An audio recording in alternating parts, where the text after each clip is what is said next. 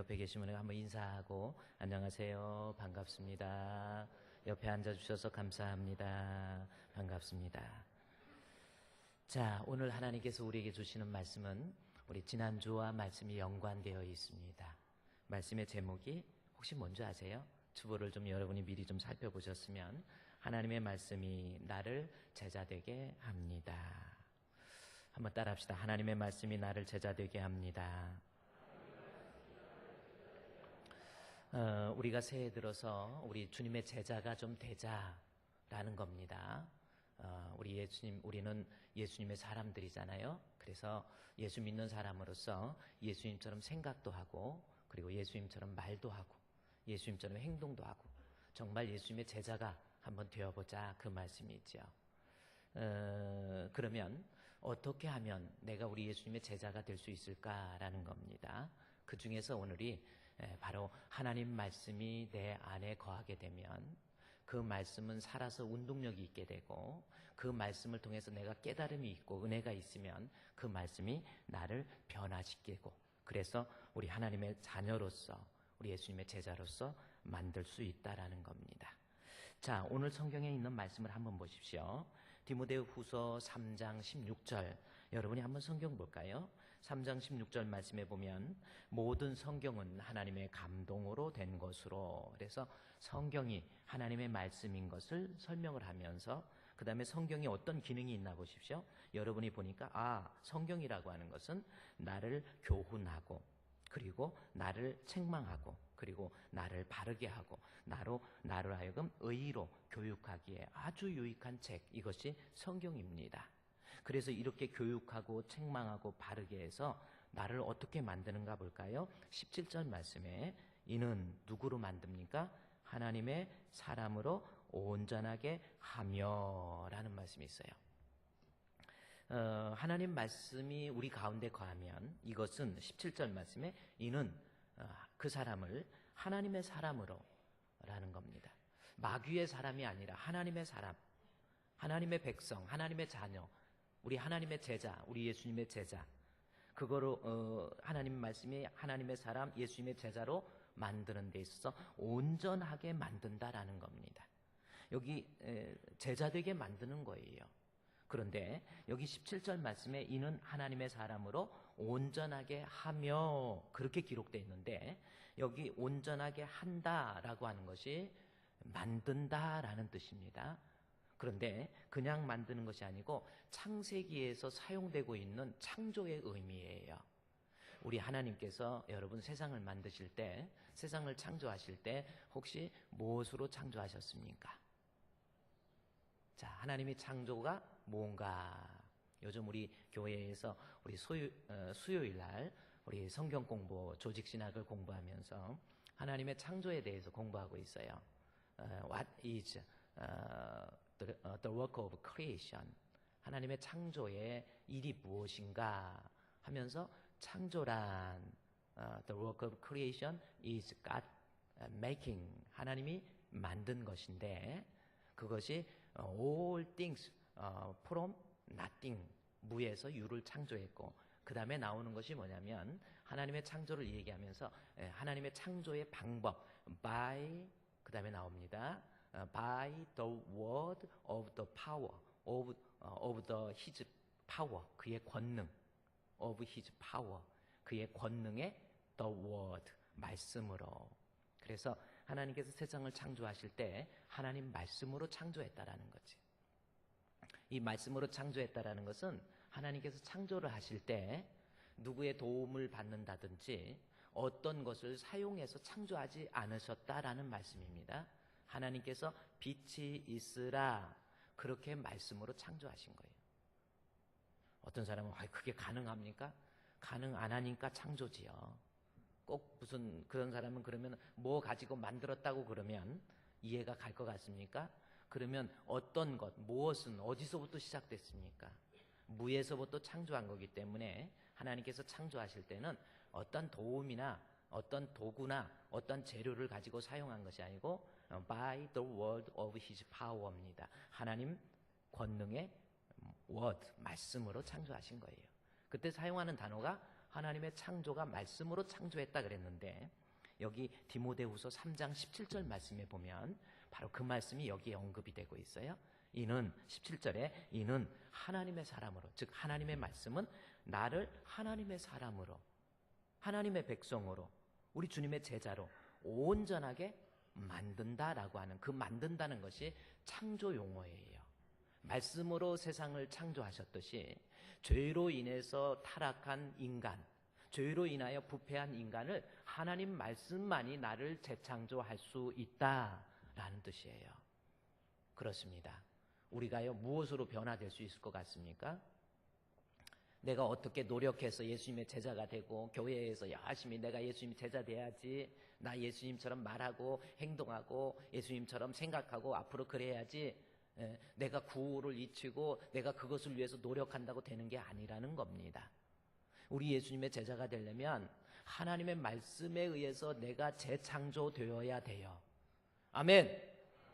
하나님 말씀이 우리 가운데 풍성하게 거하면, 그 말씀을 통해서 내가 깨닫고 은혜 받으면 그 말씀이 살아서 운동력이 있고, 그 말씀을 통해서 내 죽은 심령, 내가 하나님 앞에 새롭게 거듭나고 새로운 사람으로 재창조되는 역사가 있다라는 겁니다.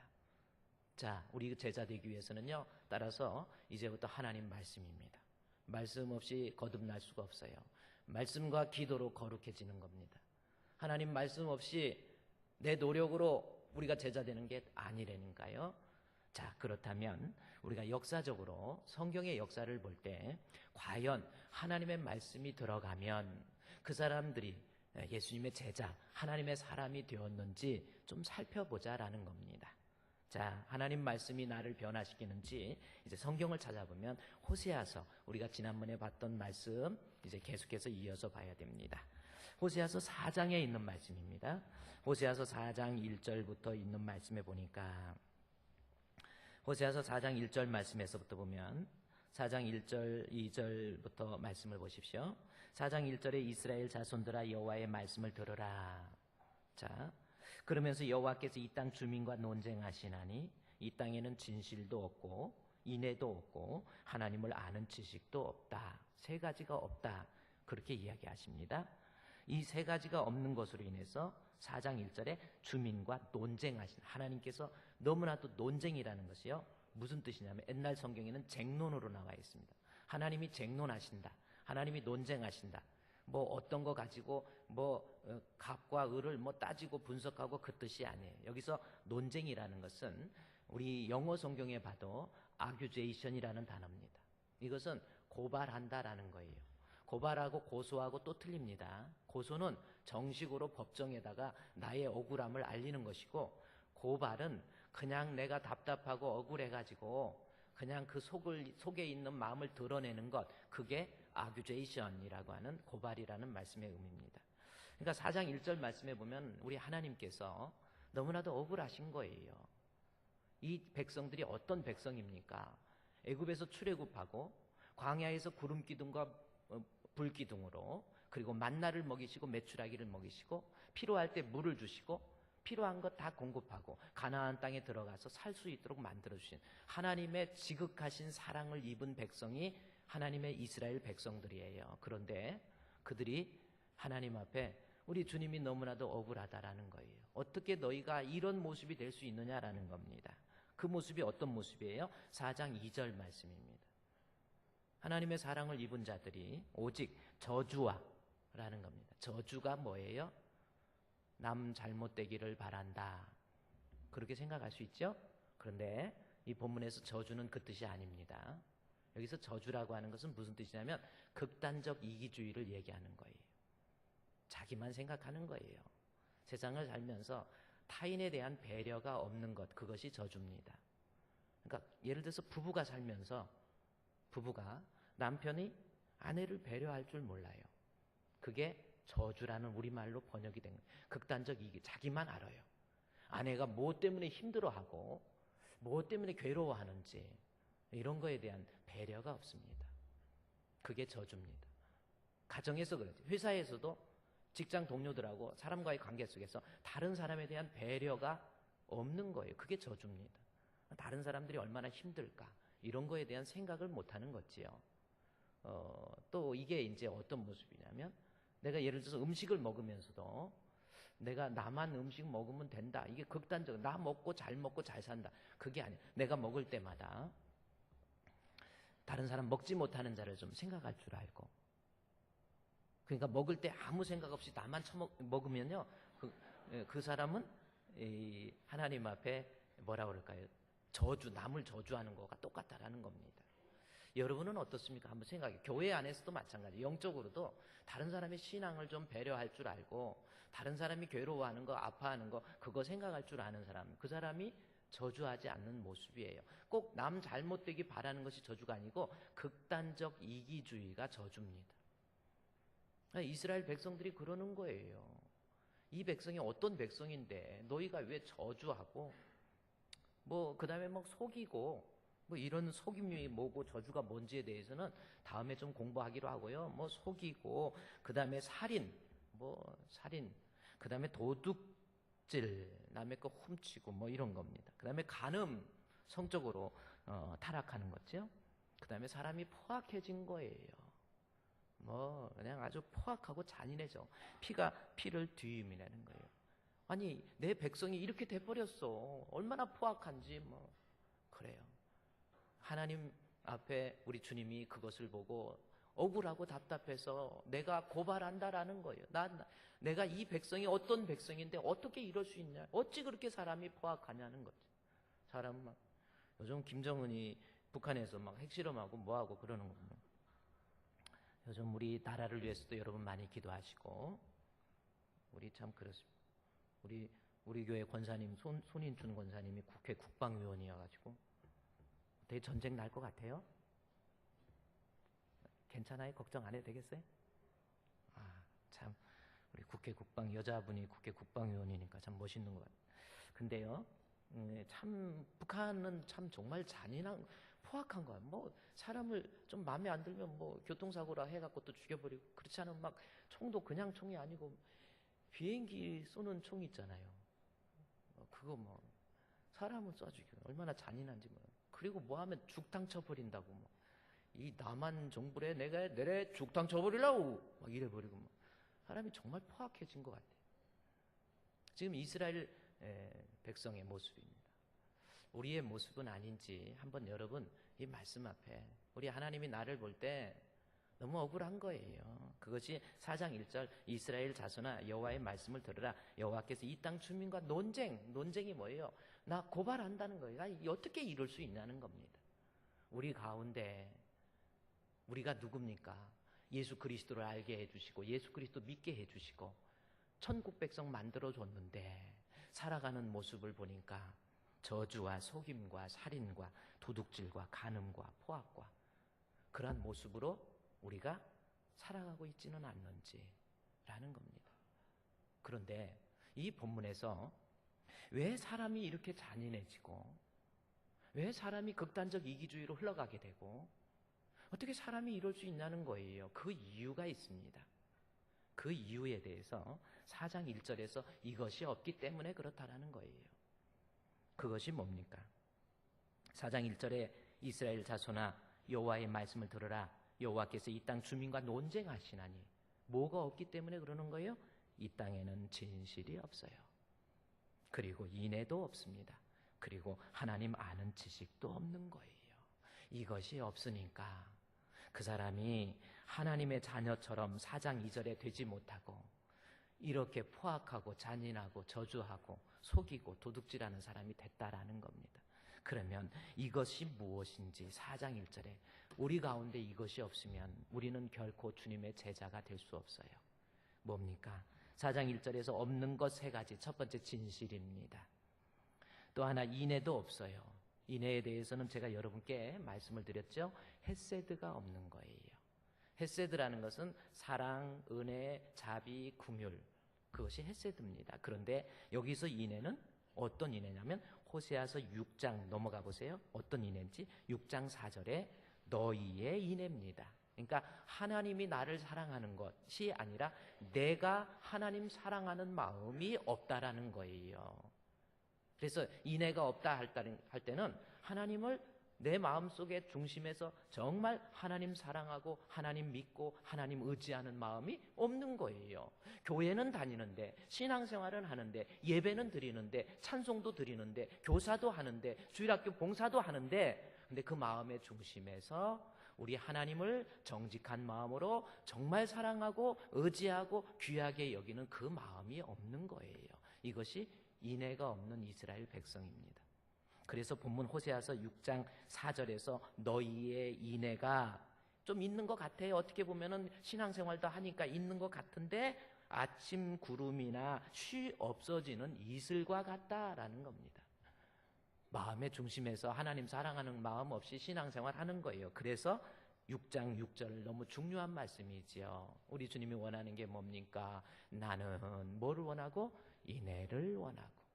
뭘 원하지 않아요? 제사를 원하지 않는다라는 겁니다. 제사가 뭐? 하나님께서 예배 드리는 거, 제사 드리는 거 싫어한다 그 뜻이 아니에요. 이들이 제사는 드려요.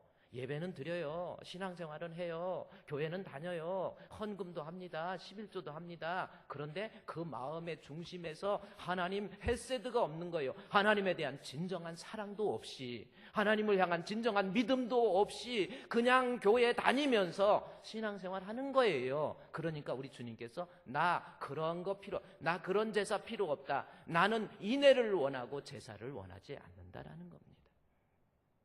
지금 저와 여러분의 마음속에 우리 주님 앞에 우리 주님을 향한 헤세드, 내가 너무 주님이 좋아서 우리 주님 앞에 예배 드리고 싶어서 주의 은혜에 감격해서 주님 앞에 나와서 예배를 드리는 것, 이것을 주님이 원하시는 것이지, 시간 됐으니까 교회 가야지 아무 생각 없이 그냥 오는 거 하나님 원하지 않는 거예요.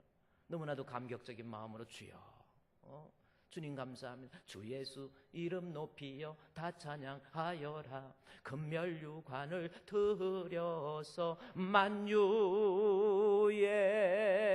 주 찬양. 감격적인 찬양. 이거 원하는 거예요. 하나님이. 찬송은 하는데 그 안에 헤세드가 없는 거예요. 예물을 드려도 헤세드가 없는 거예요. 주님 그거 기뻐하지 않나? 그거 필요 없다는 거예요. 하나님께서. 오직 하면 답답하면 야 필요 없어. 더 이상 필요 없어. 이게 부모의 심정이. 자꾸 와서 싸우고 다투니까 야 더 이상 우리 집에 오지 마. 이런 것과 똑같은 거예요. 이스라엘 백성들이 얼마나 절기 잘 지켰어요? 얼마나 제사 잘 지냈어요? 그 마음에 인애가 없네. 여러분 자신 한번 생각해 보세요. 내 마음속에 인애가 있습니까? 헤세드가 있습니까? 정말 하나님 사랑합니까?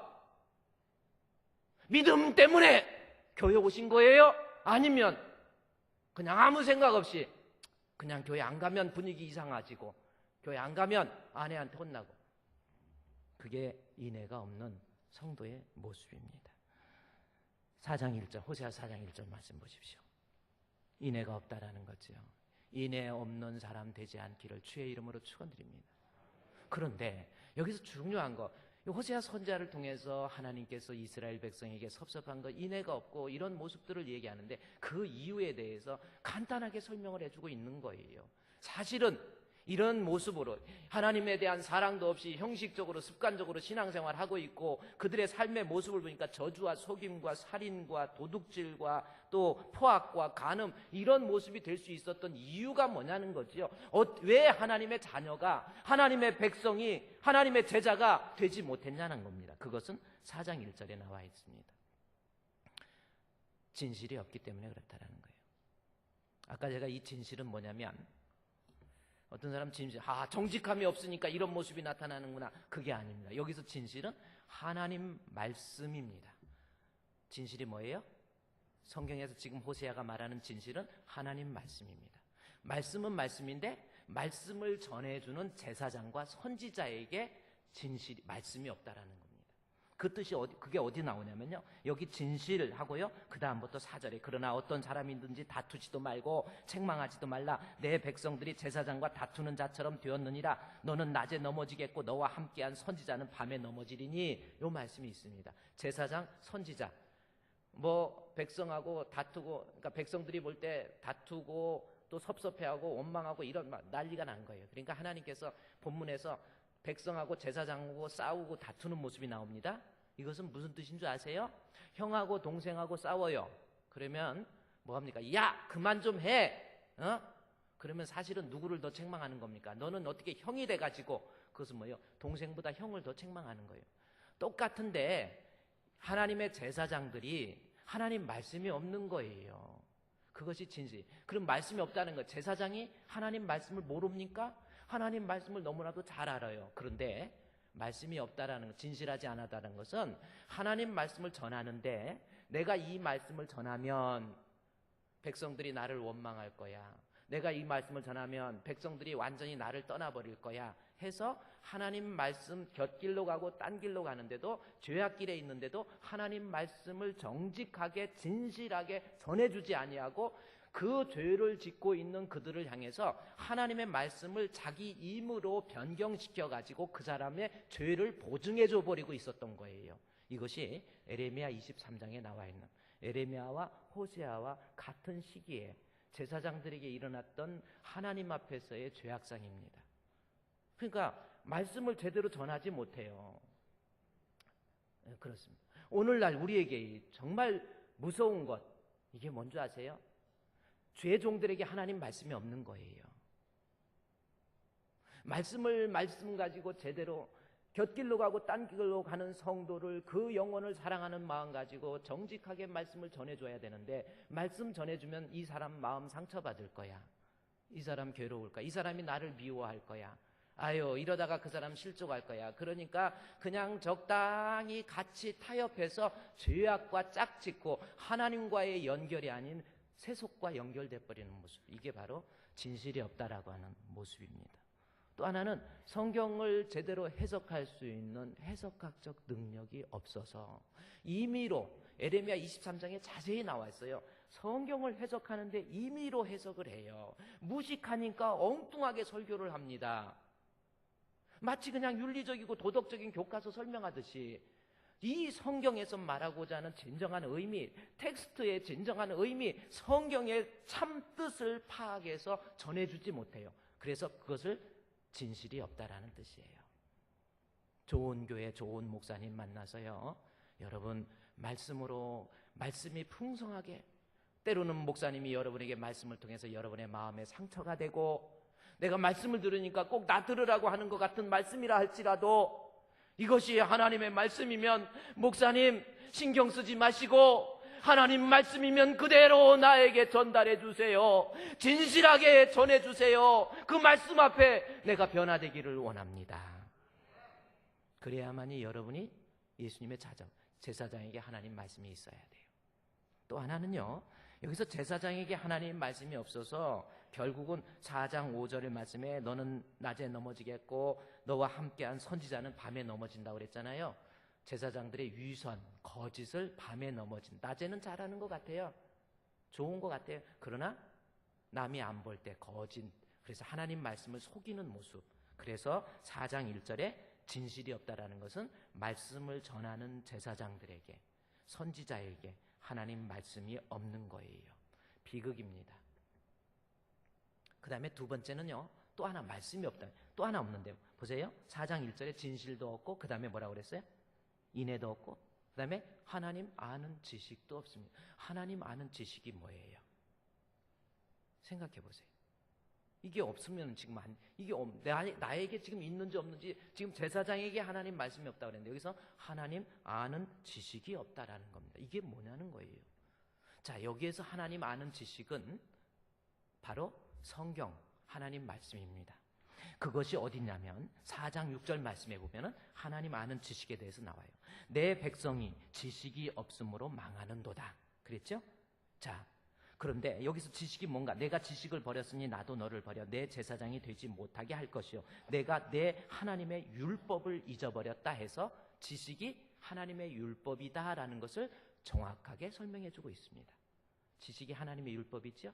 그러니까 여기서 4장 1절에 하나님 아는 지식은 하나님의 율법, 다시 말해서 하나님 말씀이 없다라는 겁니다.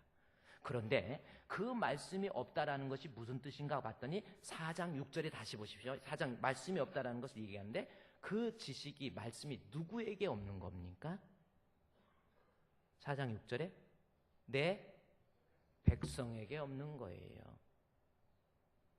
자, 아까 4장 1절에서 진실이 없다라고 할 때는 하나님 말씀을 전하는 제사장에게, 선지자에게 하나님 말씀이 없다, 이걸 얘기한다면 4장 1절 후반부에 나와 있는 하나님 아는 지식이라고 하는 것은 4장 6절에서 설명하고 있듯이 내 백성, 이제는 제사장이 아닌 백성들에게 하나님 말씀이 없다라는 겁니다.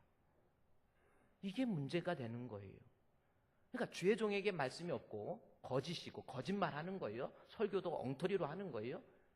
비유 맞추면서 하는 거예요. 이것도 무섭지만 또 하나는 백성들에게 하나님 말씀이 없는 거예요. 자, 그러면 이 말씀이 또 무슨 뜻인지 생각을 해봅시다. 백성들에게 하나님 말씀이 없습니까? 여러분, 이스라엘 백성이 어떤 백성인데요? 왜 하나님의 말씀이 없습니까? 말씀의 홍수 상태예요. 이스라엘 백성들은 얼마나 말씀이 많이 있냐면요, 엄마가 아이를 임신하잖아요.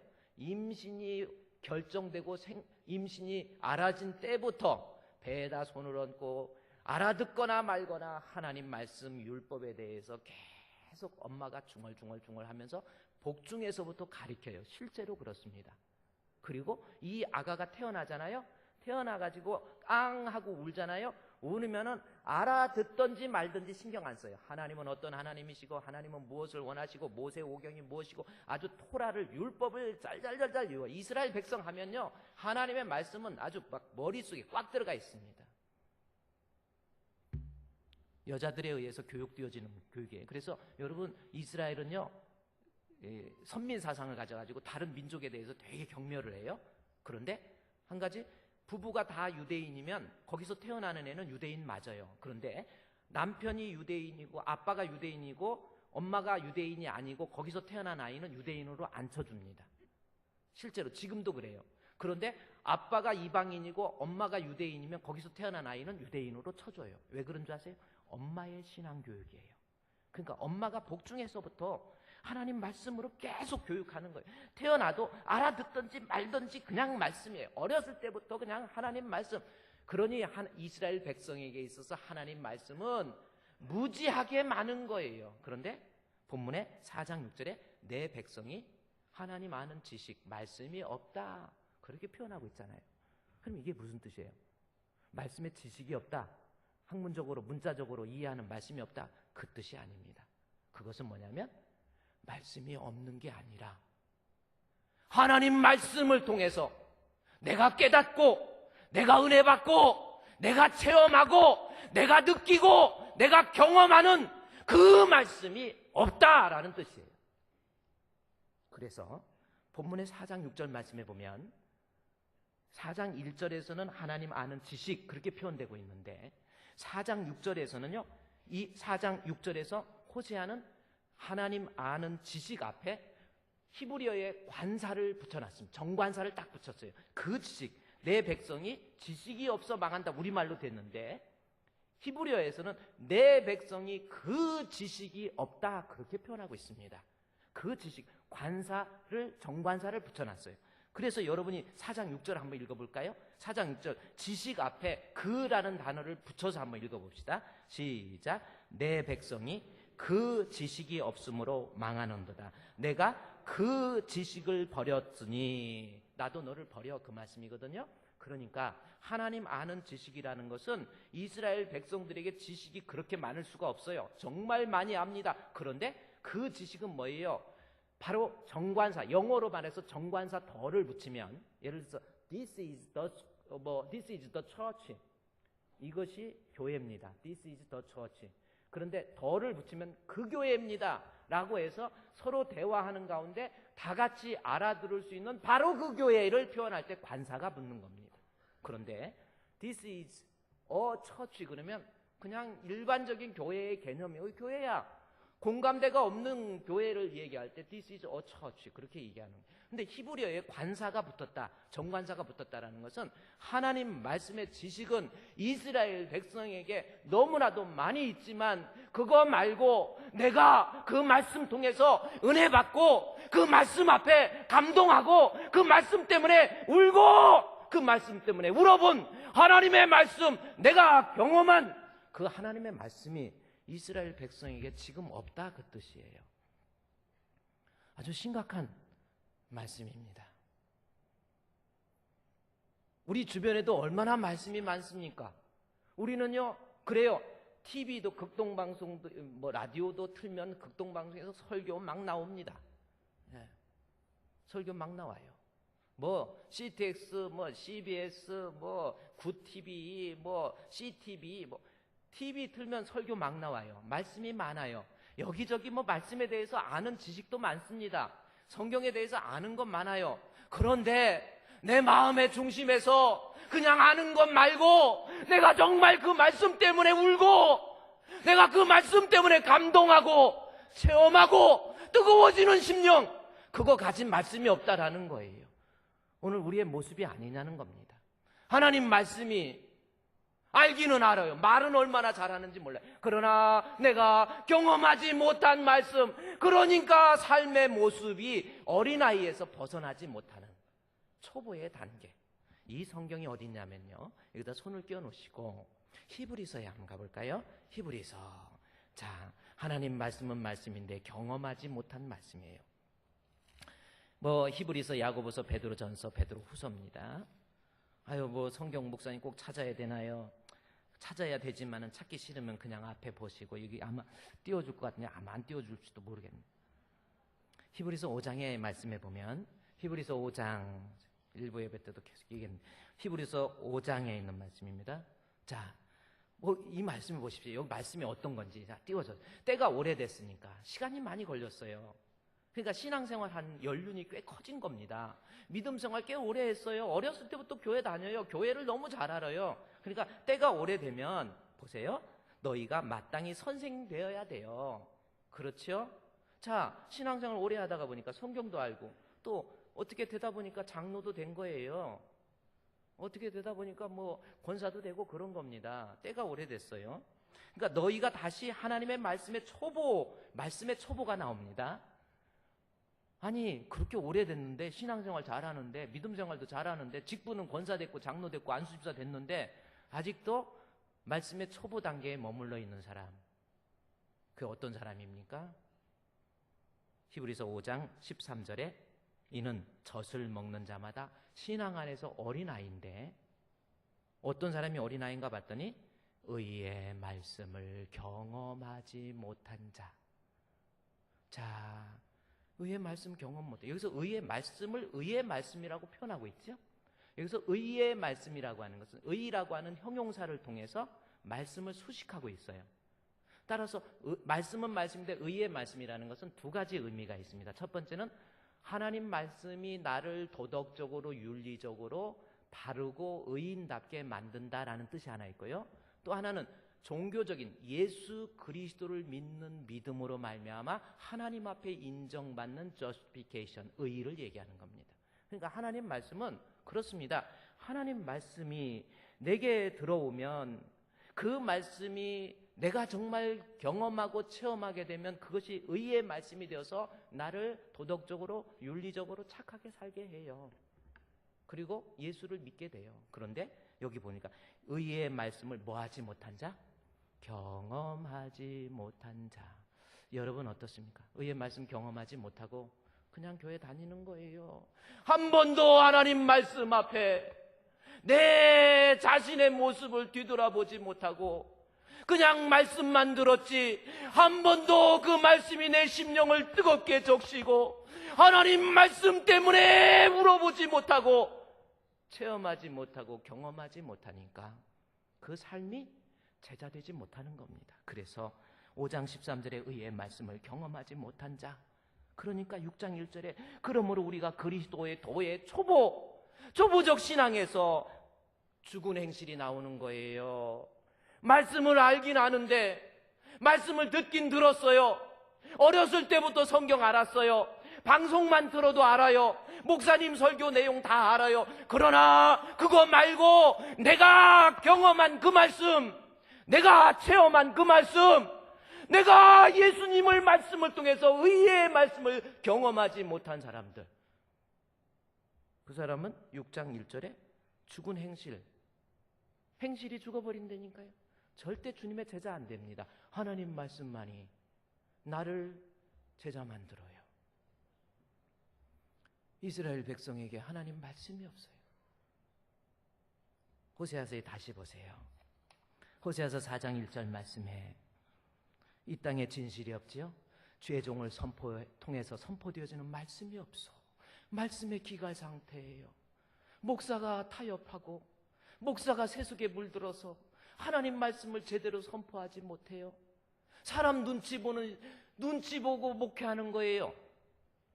이 말씀하면 우리 장로님이 마음 아플 텐데 한 번도 예배 출석도 제대로 안 하고 기도 생활도 제대로 안 하고 저 사람이 어떻게 장로가 됐지? 그러다 보니까 애들도 똑같아지고 그런 거 있을 때도 하나님 말씀을 전해줘서 장로님 이래서는 안 됩니다 해야 되는데 그걸 못한 거예요. 여러분 죄 종을 위해서 많이 기도해 주세요. 다 싫다고 해도 다 미워한다 해도 목사님은 하나님 말씀 앞에 가까이 나가서 그 말씀 다 전해야 돼요. 또 백성들은 뭡니까? 호세아서 4장 1절 말씀에 하나님 아는 지식이 없어. 말씀은 많이 알아. 아이고 뭔 얘기, 아유 집사님 좀 열심히 아이고 내가 뭐 다 알아요. 얼마나 잘하는지 몰라요. 막 딸딸딸딸 뭐 아주 잘해. 그런데 정말 말씀 앞에 내가 감동하고 있습니까?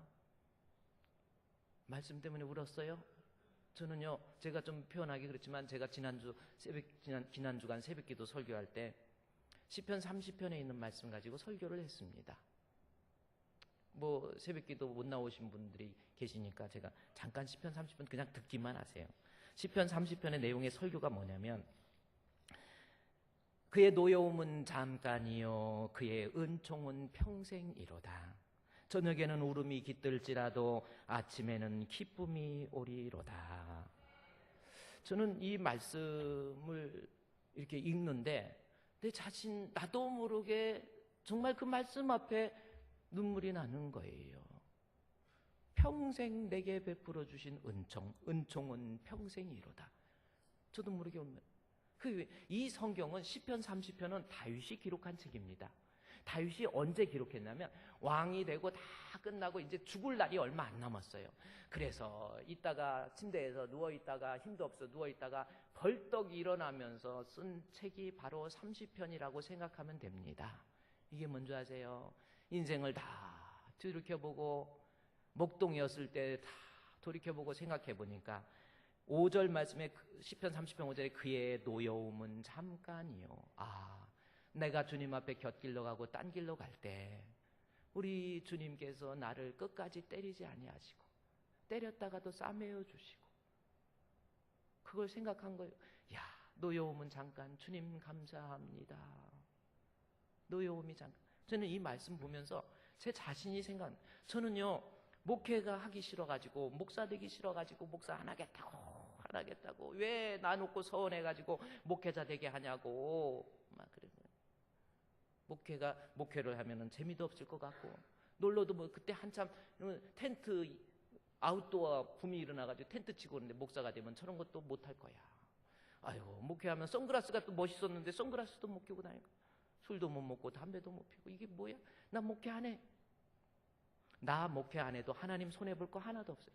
그러면서 살면서 하나님 원망하고 불평하고 뭐하고 아이고 이거 되면 내가 진짜 하나님 믿을게요.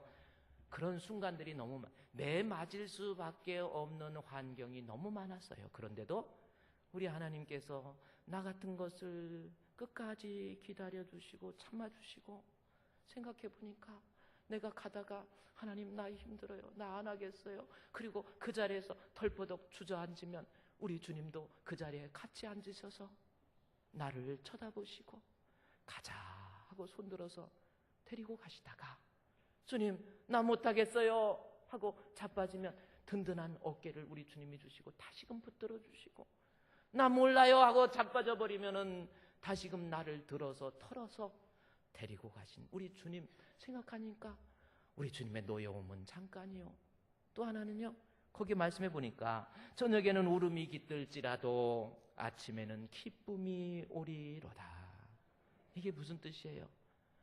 인생 살면서 주의 일 하면서 목회하면서 걱정거리가 한둘이 아니었어. 우리가 사실 무슨 돈이 있었습니까? 몇백억의 공사를 이 땅을 구입하고 이건 방법이 없어요. 이건 도저히 안 돼. 이건 안 돼. 이거 어떡하지? 하고 걱정했는데 하나님께서 그때마다 이 방법, 저 방법, 이 사람, 저 사람을 통해서 저녁에는 이것 때문에 슬퍼하고 울었는데 아침이 되니까 웃음으로 바꿔주신 거예요. 너무너무 다윗이 다윗이 인생, 그 순간순간마다 내가 왕이 되겠다고 할 때 사울왕이 나를 죽이려고 하고, 심지어 내 아들이 나를 향해서 반역을 일으켜서 나를 죽이려고 하는데도 불구하고 너무 걱정스러워서 잠을 못 자고 가슴 두근거리고 있는 그 순간마다 하나님이 찾아와 주셔서 다윗을 건져주시니까 저녁에는 울음이 깃들지라도 아침에 기쁨이 오리. 이 말씀을 읽는데 제가 눈물이 막 나는 거예요. 그래서 제 자신을 돌이켜보면서 설교를 새벽 기도 오기 전에 이 설교를 제가 목양실에서 보면서 이야, 주님, 나 같은 건 뭔데 하나님 감사합니다. 주의 은혜 감사합니다. 이게 웬일이야 해가지고 설교 제목이 시편 30편 5절 새벽 기도 설교 제목이 이게 웬일이야. 근데 이 설교를 제가 극동방송도 조금씩 듣고 그러세요. 제 설교 나옵니다. 극동방송 설교할 때 요 설교를 이제 제가 설교할 때 방송에서는 목소리도 좋아야 하잖아요. 목소리 깔고 해야 좀 거룩하게 보이니까. 그래서 딱 여러분 안녕하십니까 막 이러는 것보다는 여러분 안녕하십니까 광명에 있는 주품교회 최성훈 목사입니다. 오늘은 이게 웬일이냐 라는 제목을 가지고 잠깐 말씀을 살펴보고 은혜를 나누고자 합니다. 그러려고 했더니 방송에 해도 너무한 것 같아가지고 제목은 그렇게 안 했지만 저는 은총은 평생이로다. 저녁에 울음이 깃들지라도 아침에는 기쁨으로 바꿔주신 주님의 은혜. 내가 한번 울어봤냐 이거예요, 여러분. 정말 목사님 말씀을 통해서 그 말씀이 내 심령에 부딪히고 그 하나님의 말씀이 내 심장을 요동하게 하며 그 말씀이 내 삶을 변화시키고 그 말씀이 육화되어서 예수님 자녀답게 과연 살았냐 이런 거예요. 하나님 아는 지식이 있습니까? 지식 말고 그 지식 말씀을 통해서 은혜를 체험하고 있습니까? 의의 말씀을 경험하고 있습니까?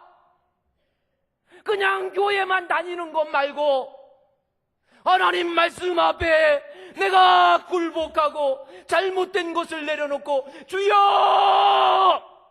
정말 회개한 적 있어요? 지금 이스라엘 백성 말씀 없는 게 아니고 말씀은 풍성한데 그 말씀이 없다라는 거예요. 하나님 말씀은 나로 하여금 하나님 자녀 되게 합니다. 주의 종에게 말씀이 충만하고 우리 성도들에게 경험되어진 말씀을 통해서 우리 모두 주님의 제자가 됩시다. 기도하겠습니다. 하나님 감사합니다. 저희들 주님이 이토록 사랑해 주셨는데 우리의 삶의 모습을 보니 하나님 앞에 얼마나 부끄럽고 연약하고 나약한 죄인의 모습입니까? 하나님 말씀만이 우리를 주님의 제자로 만든다고 했사오니 주의 종을 통해서 하나님의 말씀이 폭포수와 같이 흘러내리게 해주시고 우리는 하나님 말씀을 문자적으로만 이해할 것이 아니라 내가 경험하고 내가 체험하고 내가 은혜 받고 내가 느끼고 내가 그 말씀을 통해서 감동 감화를 느끼고 그래서 내 삶이 변화될 수 있는 놀라운 역사 일어나게 해 주시옵소서. 마음이 너무 강팍해서 하나님 말씀 우습게 알고 하나님을 우습게 알며 그래서 하나님의 마음이 너무 답답한 저희들의 모습이 되지 않도록 우리의 마음과 생각을 주관해 주시옵소서. 예수님의 이름으로 기도드리옵나이다. 아멘.